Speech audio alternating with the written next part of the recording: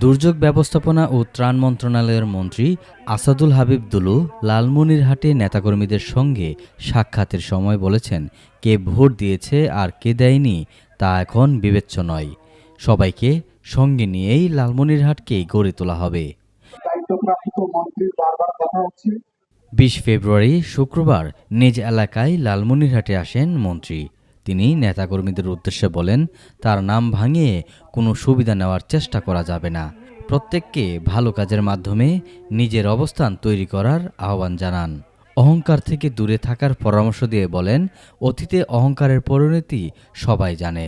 আমি চেষ্টা করব যাতে করে যত অল্প সময়ের ভিতরে পরিকল্পনার কাজ হাতে নিতে পারে। ধন্যবাদ সবাইকে।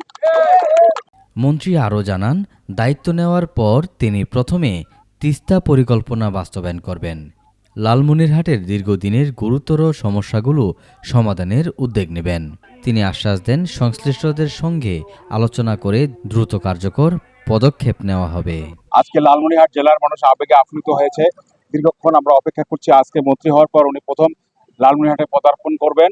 আমরা ওনাকে অভ্যর্থনা জানাবো এবং আমরা আশা করি, বিশ্বাস করি, উনি যেহেতু রাজনৈতিক মানুষ, উনি যেহেতু মানুষকে নিয়েই ওনার পথ চলা, আমাদের যে সকল দাবি দাবা রয়েছে, বিশেষ করে বেকার সমস্যার সমাধান এবং এই যে তিস্তা মহাপরিকল্পনা বাস্তবায়নের যে উনি অঙ্গীকার মানুষকে দিয়েছেন এবং আন্দোলন করেছেন, আমরা লালমনিরহাট জেলার মানুষ আশাবাদী। বাংলাদেশে অত্যন্ত চমৎকার একটি মন্ত্রী পরিষদ, যারা প্রবীণ এবং নবীন উভয়ের সমন্বয়ে কিন্তু এই মন্ত্রী পরিষদ গঠন হয়েছে। সেই মন্ত্রী পরিষদে কিন্তু আমাদের লালমনিরহাট জেলার মামাটি মানুষের নেতা অধ্যক্ষ আসাদুল হাবিব দুলু কিন্তু দুর্যোগ ও ত্রাণমন্ত্রী হিসেবে শপথ গ্রহণের পর তিনি কিন্তু আজকে লালমনিরহাটে আসছে। আপনারা সকলেই জানেন যে আমরা এখানে এখন যে জায়গায় দাঁড়িয়ে রয়েছে, জাগো ভাই তিস্তা বাঁচাও আন্দোলনের যে সূতিকাগার, সেটি কিন্তু আমরা এই তিস্তা পাড় থেকে আমরা করেছিলাম। এই তিস্তা পাড়ার মানুষের একটা প্রত্যাশা রয়েছে, সর্বোপরি লালমনিরহাট জেলাবাসীর কিন্তু প্রত্যাশা রয়েছে তার প্রতি যে একটি আলোকিত লালমনিরহাট। সর্বোপরি এখানে অর্থনৈতিক জোন হবে, মানুষের কর্মসংস্থান সৃষ্টি হবে, মানুষ সমৃদ্ধির পথে এগিয়ে যাবে। যে এই যে আশা, এই যে স্বপ্ন,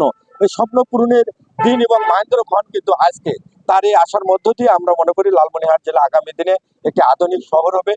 আমাদের এই অঞ্চলের তিস্তা আন্দোলনের নেতা, যিনি ফুল ক্যাবিনেট মন্ত্রী হয়েছেন, এবং এই অঞ্চলে আরো 4 জন, সব মিলে 4 জন মন্ত্রী হয়েছেন।